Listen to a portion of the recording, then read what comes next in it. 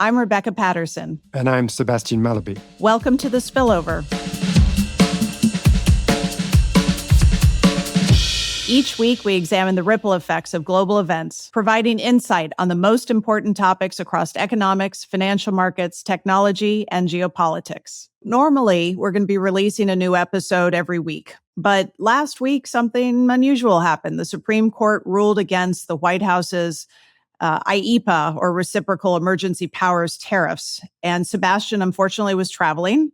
But I was lucky enough to have as my guest Mike Froman, president of the Council on Foreign Relations, who also happens to be a former U.S. trade representative. So it was great to be able to react to really important news like that. But Sebastian, I'm very happy to have you back. Well, it was the first emergency spillover, Rebecca. Congratulations. Oh, well, thank you for that. And I'm guessing, given the world we're living in now, Sebastian, that you and I will probably have a few more emergency spillovers in the coming weeks, months, and years. But for now, I think we have a really great topic for this week, which we planned before all the recent market gyrations, which was artificial intelligence. Honestly, I can't think of many issues that have more spillovers than this. I also think we could spend many, many hours on this topic. And I'm sure in future podcast episodes, we're going to come back to it. But Sebastian, you've been writing a book on AI for the last few years. Your head is much deeper in this topic than mine is, although I'm trying. So why don't I let you tell us today what parts of the AI narrative we should talk about? Well, I guess if I had to choose amongst many options, right now, I would say, first of all, the debate about is there an AI bubble is front and center for financial markets. Then for the real economy, it's like, what is going to be the effect on productivity and jobs and growth rates? So I think we should get into that as a second thing. And then because there was this summit just now in India with heads of state and tech leaders and so forth talking about AI, I think we should touch on AI governance because this does spill over into government policy very much. 100%. I mean, we're seeing that just this week with the negotiation, if you will, between Anthropic and the Pentagon over what their technology can or can't do for the U.S. government. And that India summit, I was amazed, 86 countries represented. So this is clearly top of mind for every country in the world, as it should be. But I think your list sounds like more than enough to cover this week. And you can't tell from my backdrop, but I happen to be sitting today in Menlo Park, which is pretty much ground zero for Silicon Valley and all things AI. We need 30 seconds on the vibe here. What are you feeling out there? So the vibe, companies out here still have 5-year strategic plans, 3-year strategic plans, but they also have 1-month plans and even 1-week plans because the speed of change is so fast that they have to constantly iterate. And so if we feel like it's hard for us to keep up with all the changes going on in AI, it's hard for them too out here, the people actually doing it. That was striking to me. One thing I didn't hear though, Sebastian, now maybe that's because they don't want to go there, but I haven't heard a single person proactively use the word SaaSpocalypse, which, it's just, I love Wall Street because we always come up with new bizarre words and terms to explain things. And one that's definitely come up over the last few weeks is SaaSpocalypse, or the apocalypse for certain companies, software as a service. It's shocking. No one's brought that one up yet. But that is one reason why we should be getting into this financial bubble debate, right at the top, because the SaaS apocalypse, right? This is software as a service. You take a company like ServiceNow, which is one of these enterprise software companies. It is down 25% in the past month, and the Nasdaq's just down like 3%, because the perception is that, Claude and other AI models are very good at writing code. So any company that writes code for a business is going to be wiped out, to completely disrupt it, right? And in fact, it's not limited to coding companies. You've seen bank stocks sell off. JP Morgan, I think, down 4.5% in the last few days because of this idea that, you'll have agents, making payments, maybe using stable coins, who knows?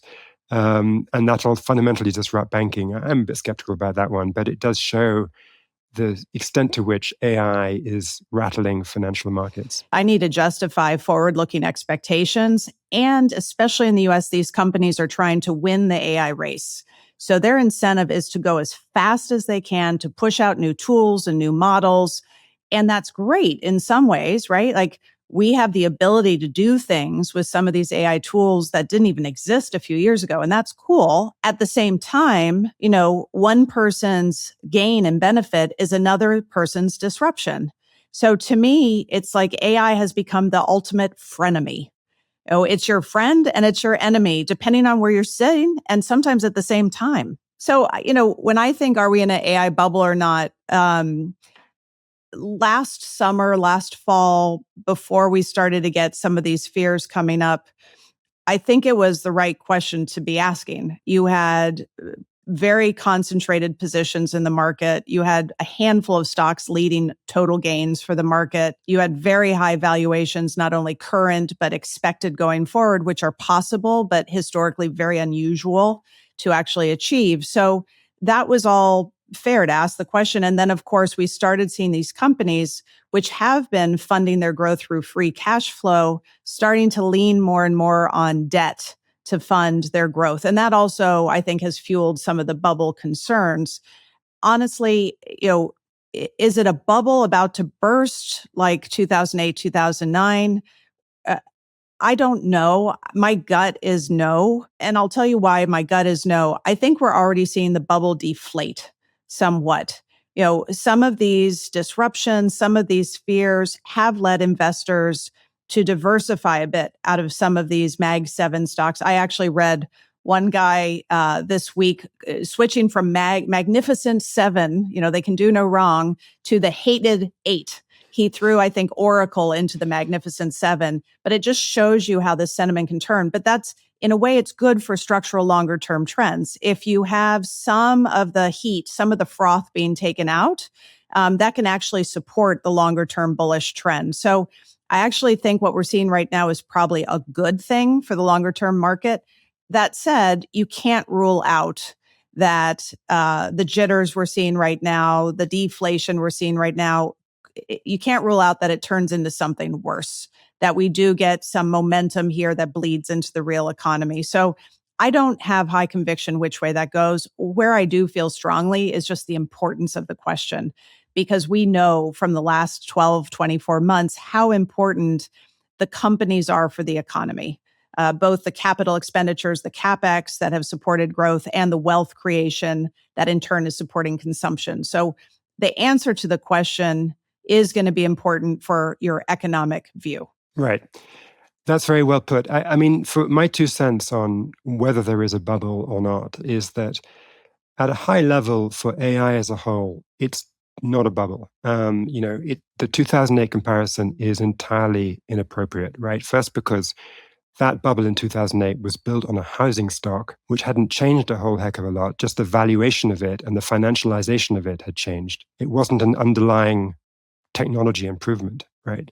Here we do clearly have an A-plus technology, right? That the idea that this was just going to be, hallucination and next token prediction and it's a stochastic parrot and all that stuff is just nonsense. And we know it's nonsense now. With more than 3 years beyond where ChatGPT was released, and we've had iteration after iteration of improvement. We've got much longer term memory in these systems. They have much longer context windows. They can be multimodal and deal with video as well. Then there was the year of agents last year when the big discussion was agentic AI.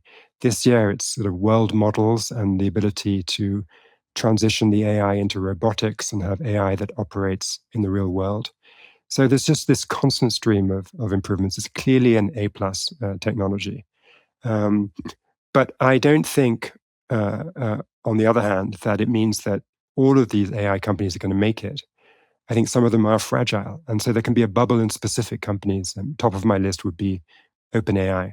Okay. So so we might have not a broad bubble, but a company specific bubble. But that could be a canary in the coal mine, right? I mean, OpenAI is a huge, very high profile company. If it has a major problem, could that feed through to the rest of the market? So why do you think OpenAI potentially is a bubble, and what do you think is going to happen? But I think the way to think about this technology, as I say, it's an A-plus technology, but it is an F- business model for now, right? these companies are, building these impressive systems, but it's difficult to charge money for them. And you see that in OpenAI's data, right? They get more users steadily over time. I think they're on 900 million or so active users. But the subscription numbers are not going up because actually you can switch between any number of, at least half a dozen pretty good models. Therefore, none of them can raise prices on consumers very successfully. They could try running ads next to the output. And in fact, OpenAI recently announced that they would do that. But if you irritate users with too many ads, they'll just shift. So it's not sticky yet, right? Right. But my contention is that will change over time as the models know the user better and they start getting the user's credit card, doing shopping, paying the utility bills. And then it becomes harder to switch. At that point, you could raise prices. And if OpenAI has 900 billion users, there is a hypothetical future in which it actually becomes the portal for all of the internet. And the internet is like way more exciting and useful than it used to be because of AI. And so 900 million consumers, that's a heck of a business, if you can charge for it. Right now, it's fairly easy to switch. There's very little switching costs. I use different models. I like trying out different models, but I tend to lean more on Claude.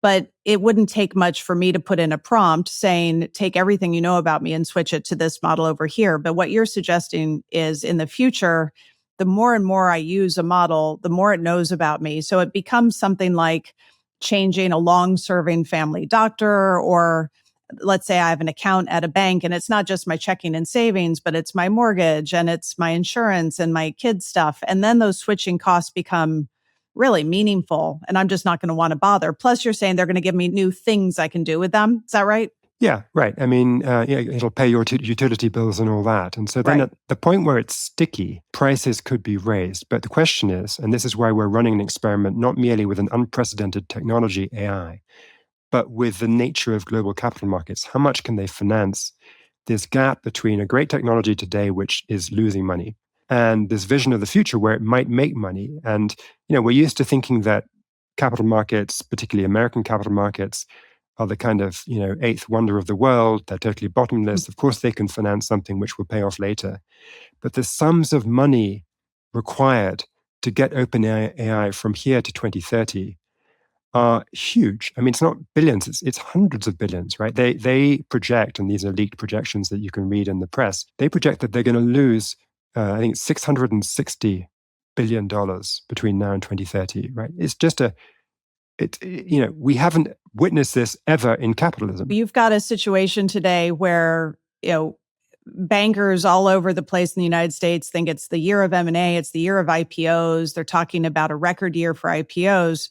But it's a little harder to have an initial public offering if you're bleeding that much money. Will people have the faith that you're going to turn it around quickly and fund you? So I guess that's the public market side you're describing. And then on private markets, if this had happened 5 years ago, it might be a different answer. But today, you're not seeing private equity, for example, giving the distributions that a lot of their longtime clients expect and want. Therefore, they're having a harder time raising new capital. And now they're getting a little anxious about all the exposure they have to AI writ large, right? Both the AI builders and the potentially disrupted companies. So to your point, Sebastian, where does the money come from this time to avoid a financing cliff, I guess, right? Right. I mean, I think you highlighted just then doubts about the supply of private equity, right? Because the private equity industry has this moment when it's a little bit tougher to raise money. Okay. But then there's also the question about the demand for that capital. Because, when OpenAI in 2025 raised $41 billion in private transactions, that was by far and away the biggest ever private fundraising operation in history. Now there's a rumor that they're going to raise $100 billion in the next round, so 2.5 times more, which is, in other words, it's like they're breaking their own record, more than doubling it, right? It's an incredible amount of money, $100 billion. but it's a small amount of money relative to what's needed, which is the 660 I mentioned before. So, how many times can they beat their own record, up it by 2.5x? Can they keep the hype machine going? Right. The latest thing is, we're going to supplant the iPhone. There's going to be a new device. Forget Apple, forget Android. I don't think so. I mean, even if it's a debate, but you can't say that it's likely that you're going to disrupt, the most useful consumer product of the last 20 years. So I think that OpenAI has a 50% chance of going bust because it just can't raise the capital to get to the future where it might be profitable. Okay, that line right there, your sentence right there, Sebastian, that's clearly the takeaway from this podcast episode. I don't know what's priced into the markets. It's harder to do with OpenAI, but I doubt it's a 50% chance that that company goes bust. And I have to think if we woke up tomorrow and that was the top of the Wall Street Journal or the New York Times or CNBC, the markets wouldn't like that very much. That would be a big shock, and we would probably get a pretty negative, violent reaction. That could easily turn into something that feeds into the real economy. Am I overreading this, or that's a big statement? So I say yes and no, maybe. I mean, I agree with you in the sense that, of course, it would be a massive psychological shock if this iconic company, OpenAI, which is sort of the poster child for the whole AI revolution, if it were to fail, that would be a big deal. And there would be connected companies that are, building compute clouds, data centers for OpenAI, and whether they would still have a customer would become uncertain. Mm-hmm. That's why Oracle is down by more than 50% in the last few months. That's one of the hated eight that you mentioned earlier, because they're building data centers for OpenAI, and if OpenAI, if something happened to them, that would be bad. So there would be a knock-on effect. Now, to your point about you can't see OpenAI's risk in the private valuation, you're right. I mean, there's something fishy going on, right? When OpenAI's business partner, Oracle, is down more than 50%, but OpenAI is talking about raising more money at a higher valuation than last year. In fact, a lot higher. It was worth $500 billion coming into 2026. Now there's discussion of a new fundraising round. We'll see what the valuation comes out at, but they're kind of, the rumors are kind of 800 billion. So that's a 60% markup when the business partner Oracle is 50% down. Something doesn't compute here, right? Well, it could be that investors are using some of these public companies as proxies to hedge the risk that you're describing. Whether OpenAI goes bankrupt or not, if OpenAI runs into challenges, you're thinking about the spillovers, which companies would be most affected. And, depending on what kind of investor you are, you reduce those in your portfolio, maybe you go short, but you're looking for things that would hedge your bets if that negative outcome to Oracle occurred. Right, totally. Okay, so that's the negative story that, OpenAI might fail, there might be spillover effects for Oracle and so forth. The positive story, which I think we should also mention here, and this is a classic kind of frenemy, it's both good and bad, it's evil and friendly. The one certainty here is uncertainty. But let's just play out the other side of the scenario if OpenAI were to fail. Look, it's still an amazing team of scientists. It's still a product which has 900 million users. So somebody would buy it. I mean, Microsoft is the obvious one because they've already put a lot of money in and they don't have a very good internal AI operation and they want one. So let's say Microsoft or some similar company buys OpenAI, then they retain the scientific team, they carry on building models, the demand for data center continues, and you just simply have a change of ownership label on that particular AI lab. And I think that's quite plausible. There would be a discount, right, from the valuation that the acquirer would pay. So the equity investors in OpenAI would take a bath. Fine, these are sovereign wealth funds, what have you, they can afford to take a hit. So that would be the scenario, and I think that's the most likely one. Mm-hmm. And what it would mean is that, OpenAI would turn out to have been a bubble valuation, but AI as a sector is kind of okay and moves forward. And so I think that's my base case. Right. So that gets back to your A+ technology. So the business model right now, not great. but the technology underlying it is potentially truly great. Yeah. And we've seen this movie before. I mean, I remember, oh gosh, I think it was early 2022. I'm in Davos. You're walking down the main strip. There were some interesting things on that strip, but one of them was metaverse stuff. So you can put on the VR glasses and see things. And maybe I'm just not cool enough, but I thought, okay, these VR glass headsets, they're heavy. They're so heavy. They hurt my head. And I think, not that I know more than anyone else, but it didn't shock me later in the year when the metaverse hype kind of fizzled. And I think coupled with, the Fed raising interest rates because inflation was so high back then, you had those stocks just taking a huge bath. But then we got a reset, to your point, right? The stocks came down. And then bingo, late November 2022, ChatGPT. So the combination of a new catalyst and lower valuations allowed everything to climb back up. So maybe what you're describing may end up being a little bit like that one. You get a painful reset of valuation, but then we go back to the longer term trend.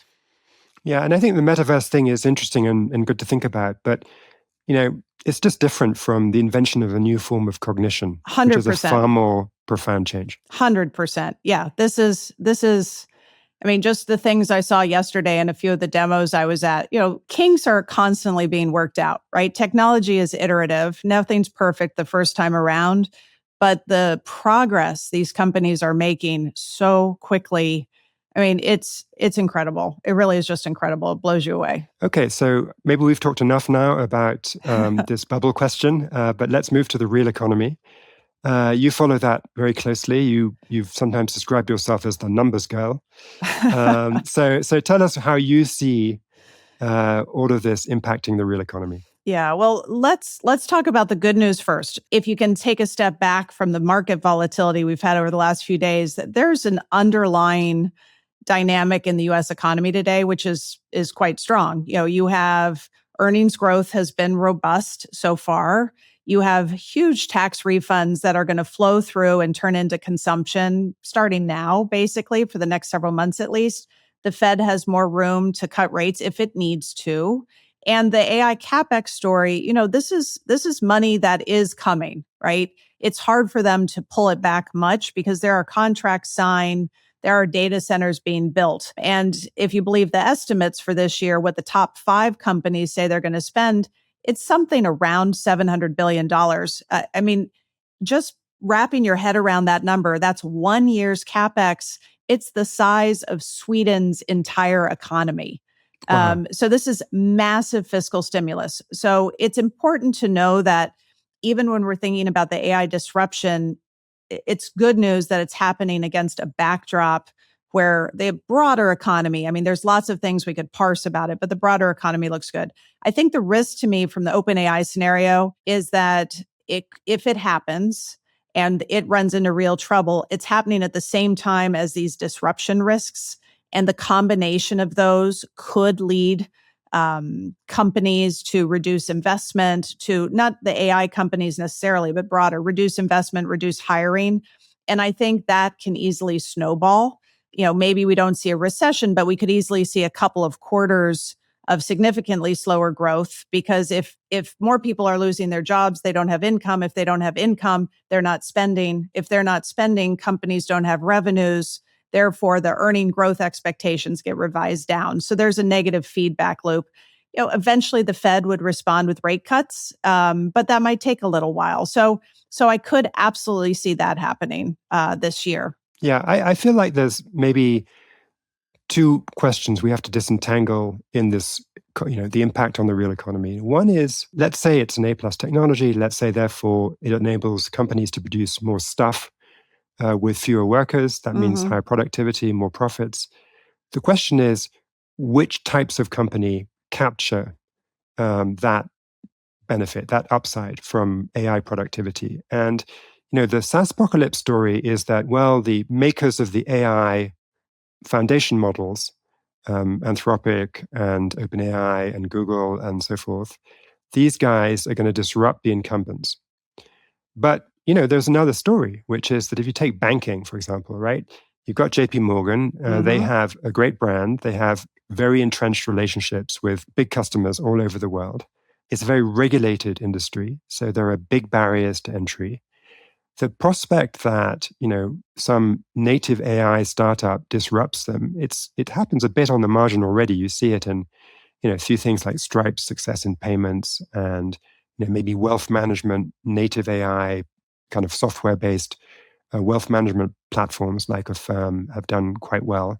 So I'm not saying there's zero threat to JP Morgan, but I feel like JP Morgan is going to integrate its own AI into its business faster than the native AI people can kind of like muscle in and try and do bond underwriting or something.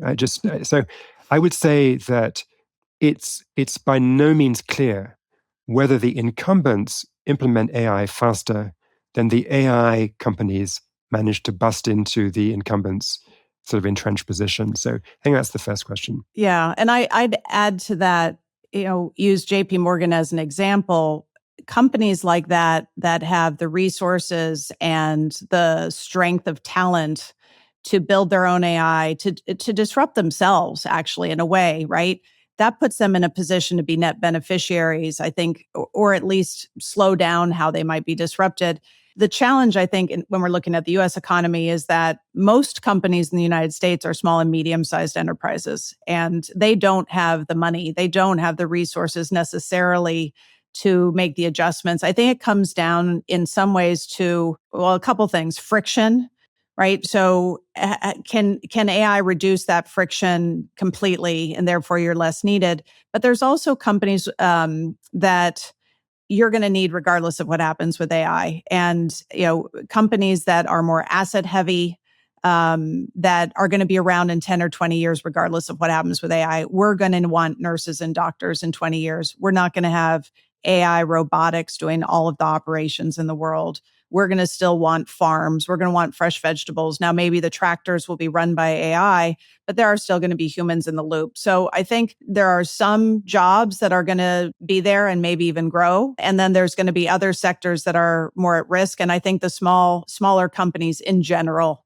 and small companies that don't have that human touch that's required are more at risk. Right. So one dimension of this debate, as I was saying, is, which types of company capture the upside from AI, right? But the second thing is, how quickly does that upside materialize? Because it's one thing to invent great cutting edge technology, which is happening super fast.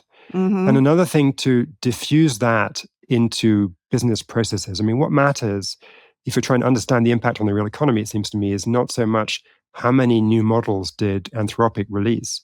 It's like, how do Anthropic's customers integrate that technology into their workflows?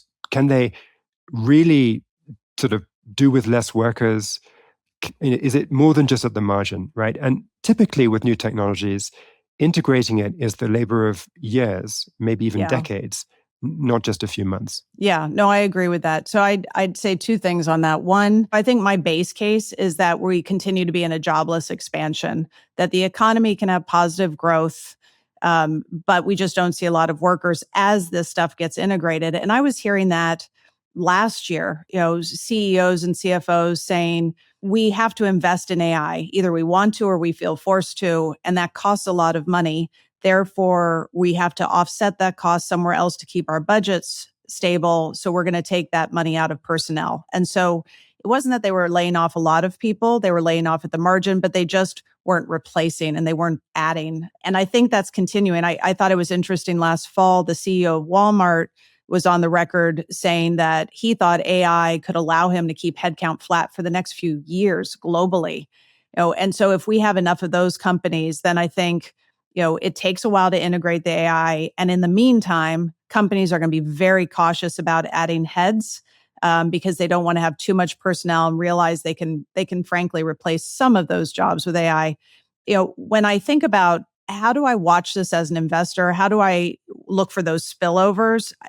Just for the audience, there's a couple markers I'm personally watching to see if we stay in this jobless expansion benign scenario or it gets worse. So on the labor market itself, I think there are hiring intention surveys that get asked every month. I would be looking at weekly jobless claims, especially continuing claims, people who have lost their jobs and can't get new ones. If either of those weekly jobless claims series starts to rise more quickly, that tends to be something that can snowball in a negative way.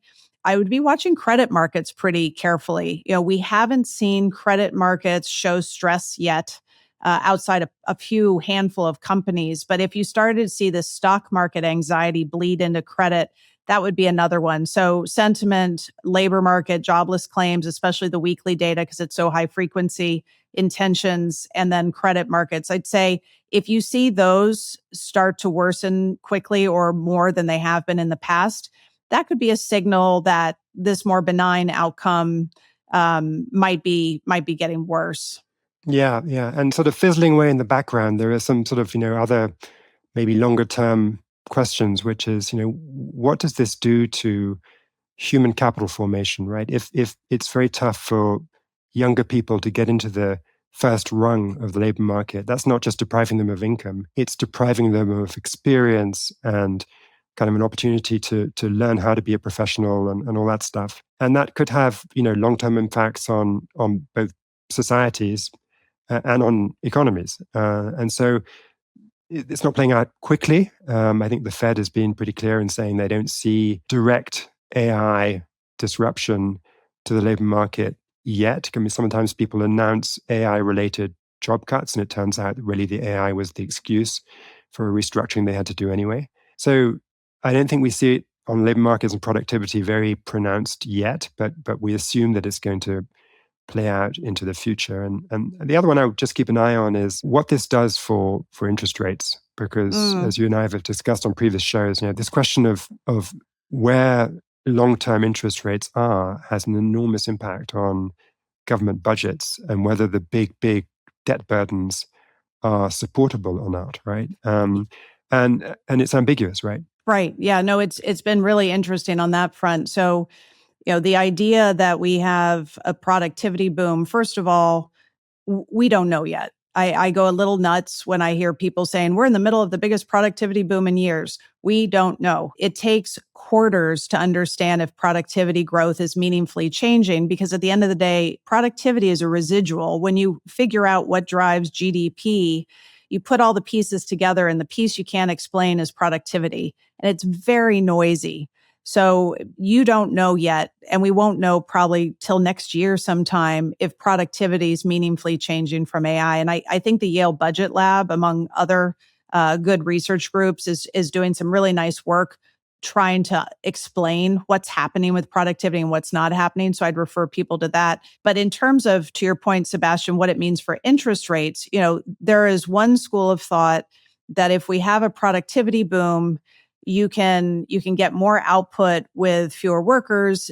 It can be disinflationary, and therefore you can have lower interest rates. And that's been an argument the White House has put forward, that we could actually be cutting rates now because we're so sure productivity is coming and it'll be disinflationary. Again, I would argue we don't know yet. And I wouldn't advocate a rate change based on a hope. I think you want a little more data given the importance of rate setting. But the other camp, to your point, we heard this articulated by Governor Barr at the Fed just in the last couple of days. He suggested that it's possible AI productivity is disinflationary, but it's also possible that AI productivity leads to more demand for capital that could actually push up interest rates. And again, to your point, while having higher growth is good, having higher interest rates also increases the payments on our government debt. And so which one of those grows faster is going to be really important for debt sustainability.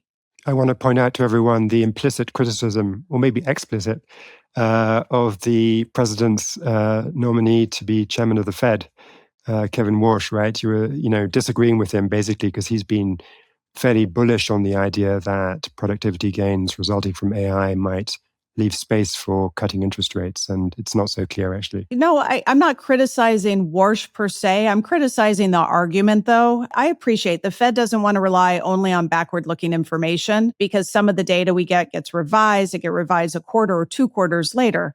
But to put too much weight on something that may or may not be happening, to me is equally misplaced. And so honestly, I think one of the Fed's strengths is the qualitative data it gets by going out to its various communities and talking to companies. The San Francisco Fed is talking to the companies that I'm talking to this week all the time. So they're getting a better sense of what's happening. I would trust what they say on productivity more than on what one GDP quarter report suggests. Right. But as I think you said at the top, even the people in these companies are not sure, how fast they're going to make progress, how that's going to affect the real economy. They don't know either. Right. Again, a reason you don't want to make policy that's going to affect the entire world, because Fed policy does affect interest rates, not just in the US, but it has spillovers to the entire world. We talked about that in our inaugural episode. You want to be really careful what your premise is that's making you change rates or policy in general. So talking about the entire world, should we discuss this India AI summit? Yes, absolutely. That is, again, I think all these countries coming together, it's a good reminder of the geopolitics of AI, who's winning, who's losing, US versus China, but also all the other countries that are trying to understand how they can benefit from it, how they don't get left behind from it, maybe how they leapfrog. And then there's the governance question. And I know, Sebastian, you've been focused a lot on that. And it's hard to get that right? Like, if US wants to win geopolitically, plenty of people here in Silicon Valley would say, we can't have any regulation. We need to go fast to win, to protect America from a defense perspective, to make sure we're the strongest economy in the world. And yet, when we go fast, it has unintended consequences potentially. If you believe the research scenario that came out a few days ago, I think the company was Citrini Research, a blog post caused a big market reaction because they talked about an unemployment rate shooting up to over 10% in a year or two. That's the unintended consequence of go fast and break things. So how do you get the governance right? It's going to matter not just for the US, but also globally and affect the geopolitics. Right. Well, with one of my CFR colleagues, Sebastian, I co-wrote a piece in Foreign Affairs, which just came out recently, which kind of grappled with this governance thing. And part of our starting point was just what you said, Rebecca, which is, this is such a big change. The notion that the right response from governments is nothing is crazy, right? Mm-hmm. We had the Industrial Revolution, which I think probably was smaller than this cognitive revolution that we are on the front end of now. And after the Industrial Revolution, there was a bunch of actual political revolutions in Europe, and then a couple of world wars, right? So the disruption was very, very profound. And I think it's going to be very, very profound this time. And there needs to be some sort of government response. And that was indeed the first kind of fallout, the first reaction to ChatGPT coming out at the end of 2022. In 2023, 2024, you saw a bunch of moves with government setting up AI safety institutes. This was done in the US, in Britain, in the EU, in Japan. You had these global summits to discuss what should be done. The first one was in Britain in Bletchley Park, where they did the work on, breaking the German military codes in the Second World War. So it goes back to Turing and the origins of computer science. And then there were follow-on summits in Seoul, in South Korea, and then in Paris. And so that momentum was quite palpable to figure out what should be done. And it's completely fizzled in 2025, 2026. And I'm frankly sad about that. Now, I understand maybe the AI safety institutes, I honestly don't know if they were slowing down innovation. It certainly didn't feel that way. But I do think there's now a narrative from some actors, including some of the tech companies, that we can't have things like that because it slows us down. But honestly, to me, it was so smart. You had communication both from the private and public sector. So they're talking to each other, they're collaborating, and you had collaboration across countries. And with a technology so powerful, I think it's an issue where we need to have global coordination. We need to have a global shared understanding and hopefully rules of the road, so we don't have some of those really scary unintended consequences. So I'm frankly very sad that all those efforts have fizzled out. Yeah, and I think they fizzled out partly because the Trump administration is just a bit impatient, or maybe more than a bit impatient, with either regulation or global coordination, right? So those two attitudes contributed to the governance agenda globally being set back. But it's also because, AI now, as we were discussing earlier, the capex is like creating another Sweden every year. It's astonishing. So that is so important to growth now that people don't want to stop that. And so, the impetus to slow it down, put sand in the gears is reduced. And then I think most importantly of all, is this race dynamic, which you're alluding to, which is like, if we slow down US labs or Western labs and China doesn't do the same thing and they race ahead, then we're going to lose strategically, geopolitically, militarily. They're going to integrate AI into their systems faster than we do. And so I think that is the most difficult and serious obstacle to sensible governance responses. It's this race dynamic, particularly with China. Yeah, but even the race dynamic, it doesn't always add up completely, right? Like we can't have any regulation around the US companies because they need to win and we need to stay ahead of China. And at the same time, we need to support our US companies. So we're going to sell our most advanced chips to China, which helps them in the race. So it's hard for me to square that circle completely. Yeah, I mean, I think of it actually as a triangle and not a circle. I mean, in this essay I did with our colleague Sebastian, we talk about the AI trilemma. And the idea is that, if you think about what would you want to get out of governance of AI, you want basically three things. You want, economic security, where you integrate AI fast enough that your companies and your country don't just get outcompeted by everybody else. So that's the economic one. You want military national security. You want to put AI into your surveillance, your intelligence systems, your weapons systems, at least as fast as your adversary. So that's sort of objective number 2. And then objective number 3 is sort of a bucket, societal security, where you don't want rogue actors to use the AI for nefarious means. You don't want deepfakes and so forth to disrupt elections. You don't want, the tail risk scenario of these systems somehow attacking humans because they develop their own objectives. You've got a bunch of these societal risks, and you have to choose and be quite clear-minded when you're designing your policy. Are you going for economic security? Are you going for national security? Or are you going for societal security? Well, it feels right now that societal security is getting left in the dust, at least here in the US. Would you agree with that? Yeah, I think that's right. I think the Trump administration's position is we're going to go fast as possible. We're going to maximize both economic security because US companies will be ahead. And we're also going to maximize national security because, we're going to build it as fast as we can and adopt it in military systems. There's a bit of a setback going on right now with the fight between the Department of War and Anthropic. But basically, you're right. I mean, the priority is full steam ahead. And therefore, if your priority is speed, by definition, you can't take the time to stress test models before they're released to the public, to do the red teaming that you ought to be doing, and to think about the safety side of the research agenda. How do you get systems which are interpretable by the users, which kind of explain what they're doing, which avoid toxic outcomes? These things can be engineered in, but you do need to take the time to do it.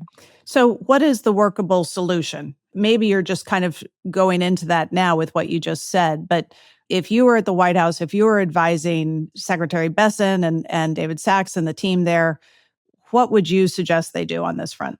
I think there are 2 important policy adjustments that could be made. The first would be a sort of tax regime that would not raise money, but that would incentivize the private sector to do more safety research. And the way you do that is that when a lab, say, spends $1 billion on training an AI model, that would attract a tax. Let's say it was 5% or something. But you would get a credit if you diverted some of the billion to safety research. And that might include, by the way, funding academic safety research, which would be a way of reviving the computer science departments in US campuses, which right now have been kind of denuded because a lot of the talent had been sucked out and hired into the private sector. And so the pipeline of future computer scientists, AI scientists is weakened by the hot demand right now to put those people into work in the private sector. So I think you could address both of those problems with this sort of safety tax that just drives more private sector spending into research on making the models safer.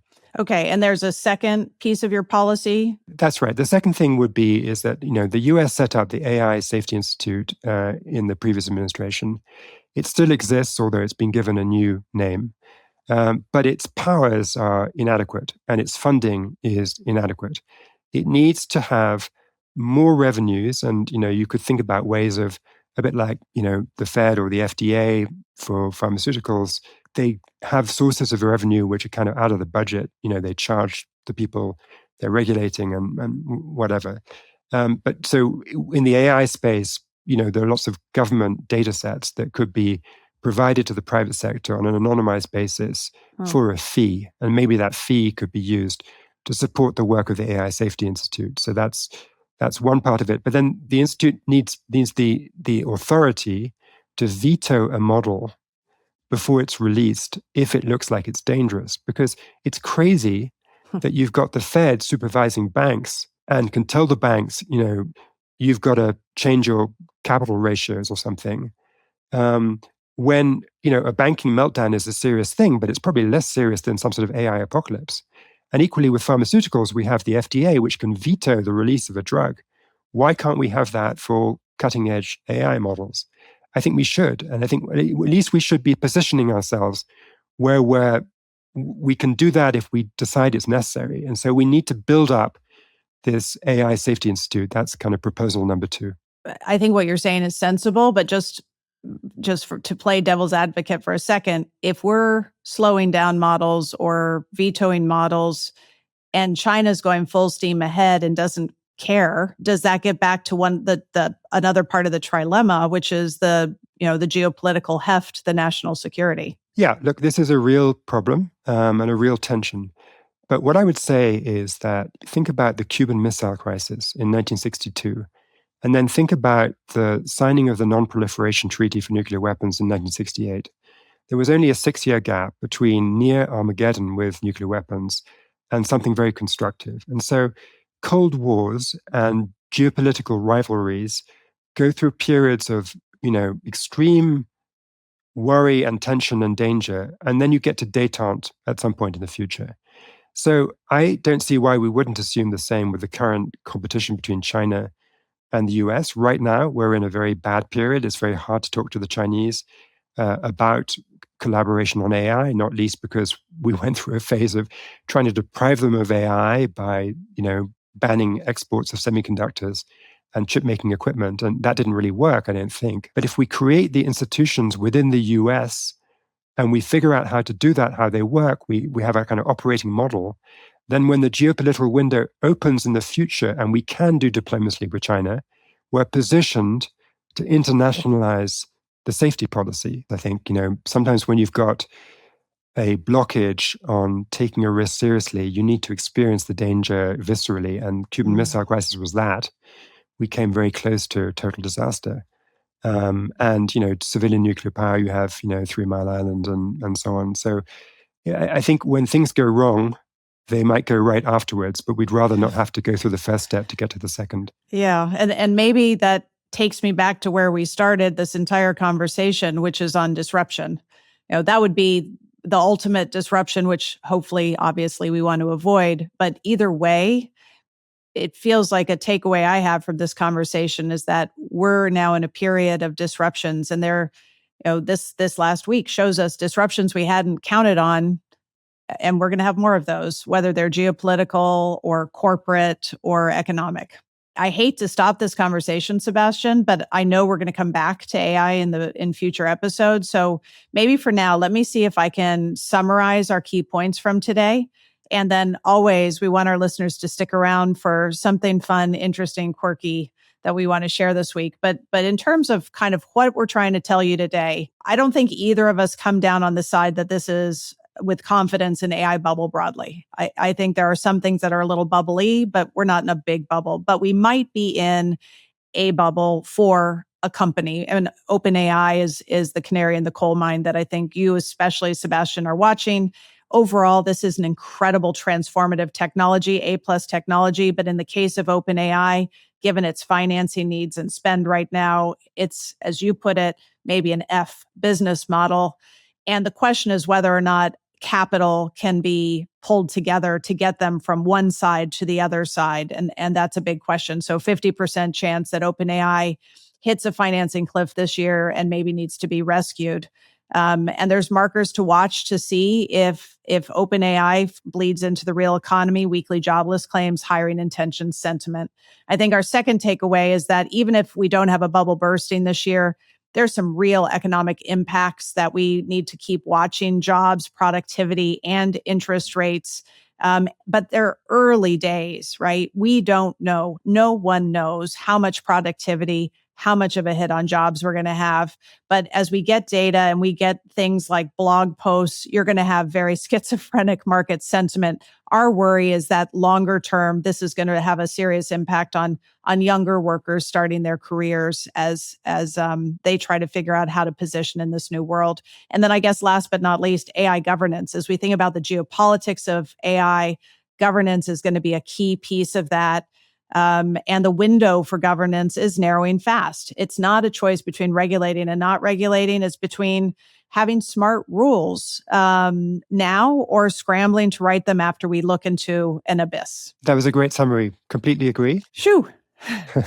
So on the tip of the week, I'm not sure mine is so amusing, but I do think it's worth mentioning. It's about Blue Owl Capital. This is the private credit firm which, like many in the private financing space, have raised so much money from traditional backers, sovereign wealth funds, pension funds, endowments, and so forth, that they've gone off and they've raised money also from private retail backers. And about a week ago, there was this moment when the retail backers of Blue Owl, got wind that they'd invested in a lot of these SaaS companies. And because of the SaaS apocalypse, there was a sudden move to withdraw funds. And it was kind of a run on the bank.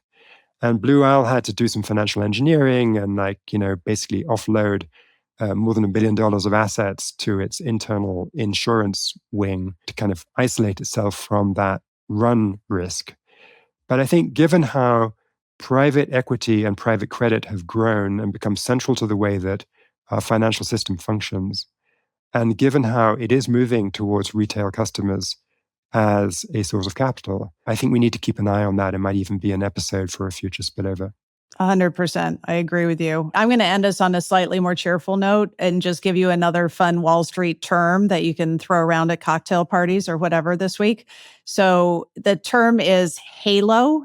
And I'm not talking about angelic AI tools. I'm talking about heavy asset, low obsolescence, HALO companies. And so what we've seen in the last couple of weeks is this movement within the financial markets out of both the tech and the disrupted companies into companies that we know will be around in 10 or 20 years, that have lots of assets, things like mining, things like nurses, firefighters. I'm making it up right now, but things we're going to have regardless of what happens with AI. So you can talk about how we all need to have more halos out there these days. But maybe, Sebastian, with that, let's call it a wrap. Thank you for being with us all today, everyone listening to the Spillover, and we're going to see you next week. Thank you, Rebecca. That was fun.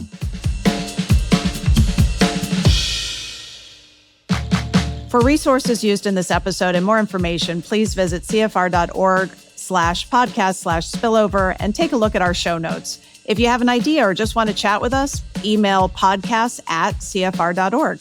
Be sure to include the Spillover in the subject line. This episode was produced by Molly McInerney, Gabrielle Sierra, and Jeremy Sherlick. Our video editor is Claire Seaton. Our sound designer and audio producer is Marcus Zachariah, and research for this episode was provided by Liza Jacob and Daniel Hattie. Thank you so much.